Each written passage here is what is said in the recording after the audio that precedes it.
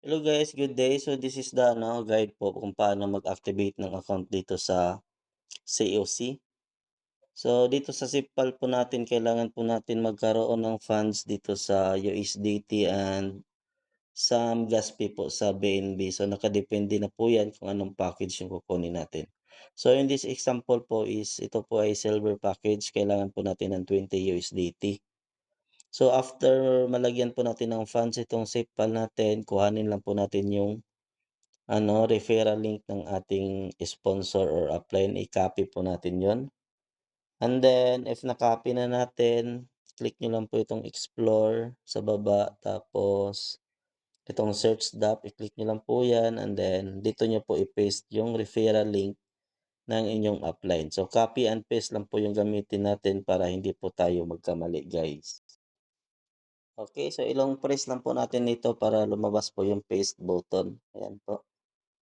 So, 'pag lumabas na po yung paste button, ayan, nalagay na po natin yung referral link dito sa taas.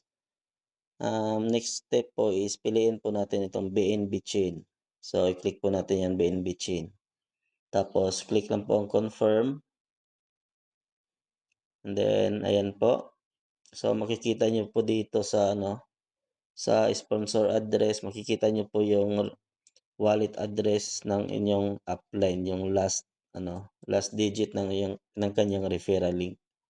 So, if okay na siya pareho, click nyo lang po itong register.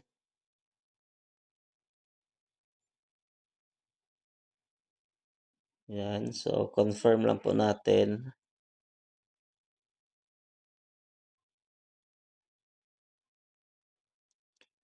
Confirm ulit natin. So, 2 times siya mag-confirm.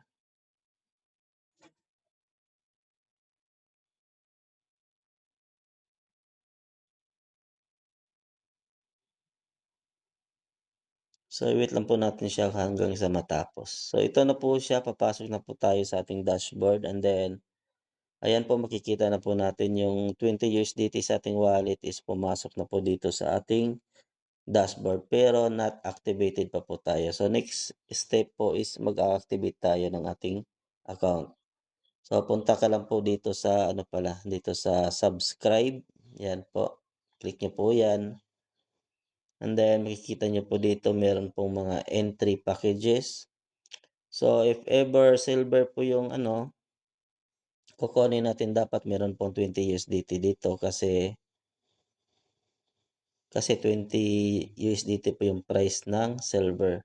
Pero kung gold naman yung kukunin natin, itong 50 USDT yung price, kailangan po natin dagdagan itong 20 USDT. So, para madagdagan po yan, kailangan nyo lang mag-add ng USDT sa inyong wallet, sa SIPPAL. Tapos dito, sa box na ito, ilagay nyo lang po. So, 30. And then, click nyo lang po yung deposit. So, tuloy-tuloy nyo lang yan. And then, itong 20 USDT po, magiging 50 na po yan. And then, maaari na po kayong mag-activate ng gold account without kahit hindi nyo na po i-activate itong silver. So, dito sa COC, maaari po tayong mag-activate ng higher packages na nang hindi na po kailangan i-activate yung ibang lower na packages po. So, kailangan lang po natin merong funds. Okay, so dito po is papakita ko po sa inyo yung silver.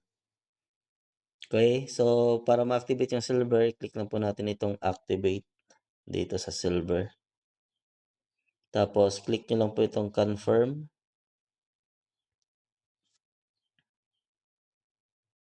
Yan, so activating na po siya. Yan, ganun lang po siya kadali. Ang bilis po niyang mag-activate. So, para ma-confirm natin, click po natin itong home, account pala, itong account. So, makikita niyo po dito yung status po ng account natin is nasa silver. Okay, so ito po yung mga yung mga details. Explore niyo lang po. And then kung makita and then kung gusto niyo po makita yung referral link niyo, punta lang po kayo dito sa 3. Ayan.